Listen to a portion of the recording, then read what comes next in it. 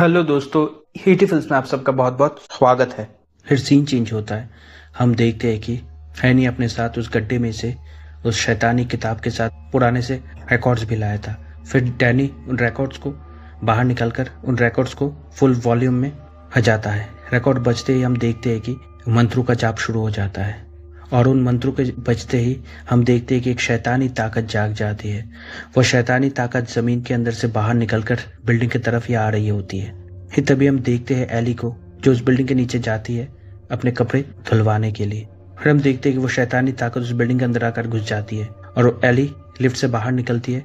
Lift से बाहर निकलती ही वो शैतानी ताकत आकर एली के साथ जोर से टकराती है और एली सीधा जाकर लिफ्ट के दीवारों से जोर से टकराती है।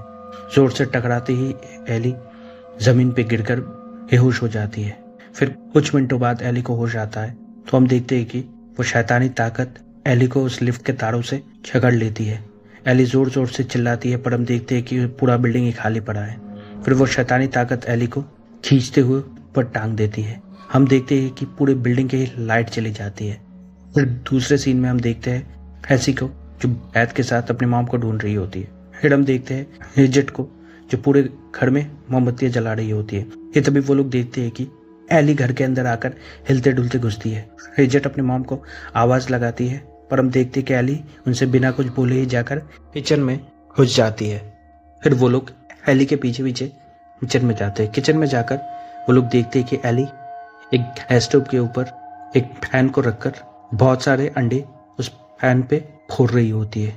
बैत आगे बढ़कर एली को आवाज लगाती है और हम एली को देखते हैं कि जो अकेले अकेले ही खुद के साथ बात कर रही होती है और अजीब सी मुस्कुराहट उसके चेहरे में है। और हम देखते हैं कि एली डरावनी आवाजों में खुद के साथ ही बात कर रही होती है और हम बच्चों को देखते हैं कि अपने मॉम को ऐसा करता देख वो घबरा जाते हैं। फिर अचानक एली घूम के उनकी तरफ देखती है और एली जमीन पे गिर जाती है। तो वो लोग एली को ऐसा करता देख जल्दी से किचन से बाहर निकलते हैं और एली रेंगते हुए किचन से बाहर निकलती है। किचन से बाहर निकलकर एली जमीन पे बहुत सारी उल्टियां कर देती है और एली उल्टी करने के बाद वो उसके ऊपर ही गिरकर बेहोश हो जाती है।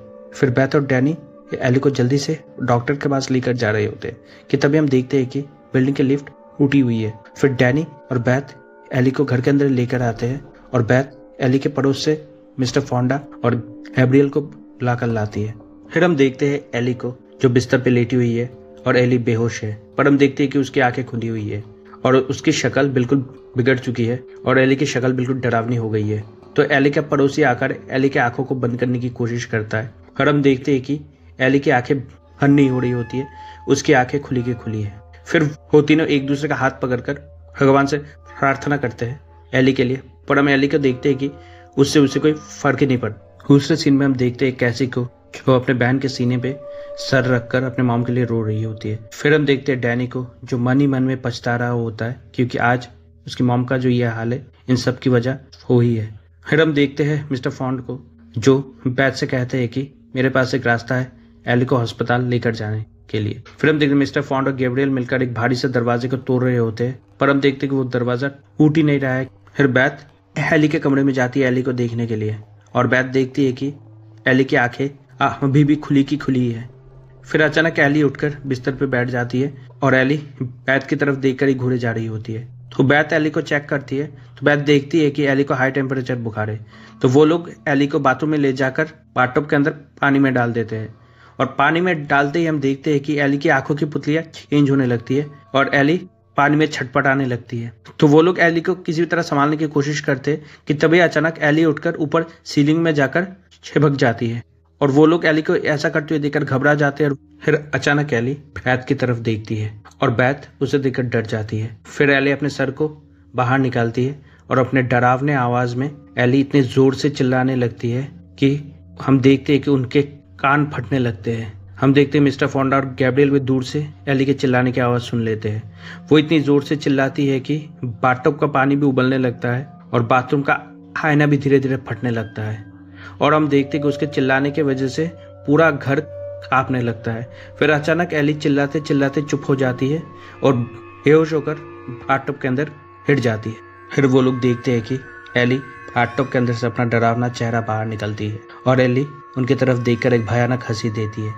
तो वो लोग एली को इस तरह देखकर डर जाते हैं और जल्दी से बाथरूम से बाहर निकल जाते हैं। फिर हम एली को देखते हैं जो बाथरूम से बाहर निकलकर डैनी की तरफ ही देखकर मुस्कुरा रही होती है और उसके हाथों में एक कांच का टुकड़ा भी है कि तभी एली उस कांच के टुकड़े को लेकर बैथ के ऊपर चढ़ जाती है और एली बैथ के हाथों में वो कांच का टुकड़ा गुजार देती है और एली बैथ की तरफ देखकर जोर जोर से हंसने लगती है कि तभी पीछे से आकर रिजेट अपने मॉम को रोकने की कोशिश करती है।